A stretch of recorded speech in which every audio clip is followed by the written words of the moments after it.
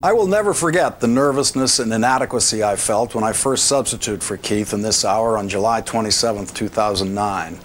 The boss of the Countdown team, the ever-gracious Isabella Povich, who is now the boss of me, had obviously instructed the staff to pretend they were confident that I could do it. I knew I couldn't. There was no way to occupy Keith's anchor desk without seeming smaller, much smaller, in every way that mattered and in every way that made the show the most successful hour in MSNBC history. I had never been nervous doing television before that night. Oh, I'd been agitated and out of sorts and off my game and intemperate, silly even, but never nervous. It took me a while to recognize the feeling. Then the feeling was about to overtake me when Rich Stockwell started talking me through the show, and suddenly the room was filled with confidence. His, not mine, but it was enough for both of us and anyone else on the staff who needed any, but none of them did. These wonderful writers I was meeting for the first time presented me with elegant scripts. Elin Riley, who could never fit everything she knew in a script. Jonathan Larson, who dug deep and taught me things I did not know. Brendan O'Melia, who made me laugh with everything he said or wrote. Carrie Fox, Joel Mishka, and the invaluable Greg Kordick, who wrote all the connective tissue of the show and made sure it could be done in 60 minutes instead of the 120 that their material deserved.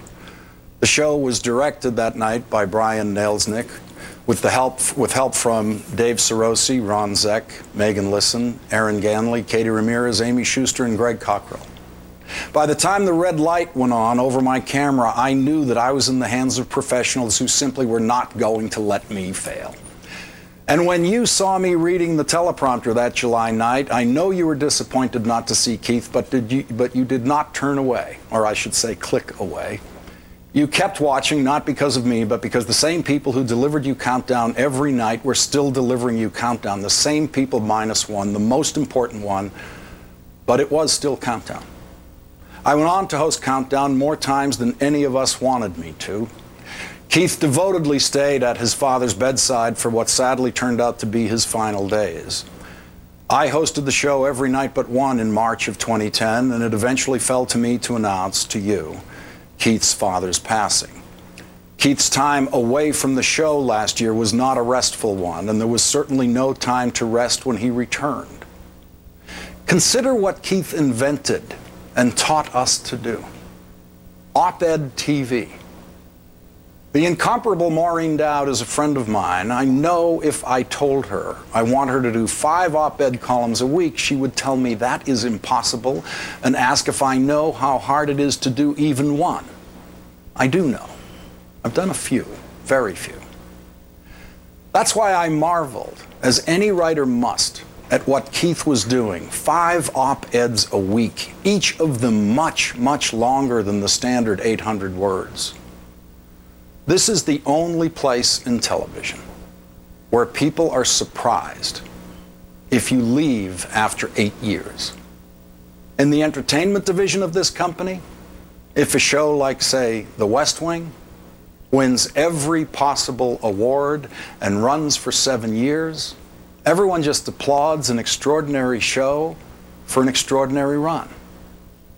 I saw exactly how exhausted the great Aaron Sorkin was after delivering 22 episodes a year of The West Wing. Well, Keith delivered 20 a month. 20 a month. Hundreds of episodes a year. Hundreds of op-eds a year. Year in and year out. For 8 years. I've no idea how he did it. None of us do. No one in television history has ever done anything like it. No one knew it could be done before he did it. And in doing it, he took MSNBC to new heights.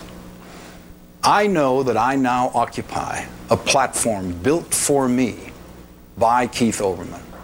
Had he not built this show and welcomed me to it, I would be at home tonight watching, I don't know, The Real Housewives of somewhere. I thank you, Keith, and my 92-year-old mother thanks you too. She could never stay awake past that first commercial break in my 10 o'clock show. Good night, Mom. And now it is time for the Rachel Maddow Show. Hi, Rachel. Hey, Lawrence, that was very cool, what you just said, not only about your mom, but about all of that. That was very cool. Thank you, Rachel, very much. Thanks. It's good to have you here. Everybody justifiably has something to say about what happened around here this time on Friday night. I will add my 2 cents later on this hour.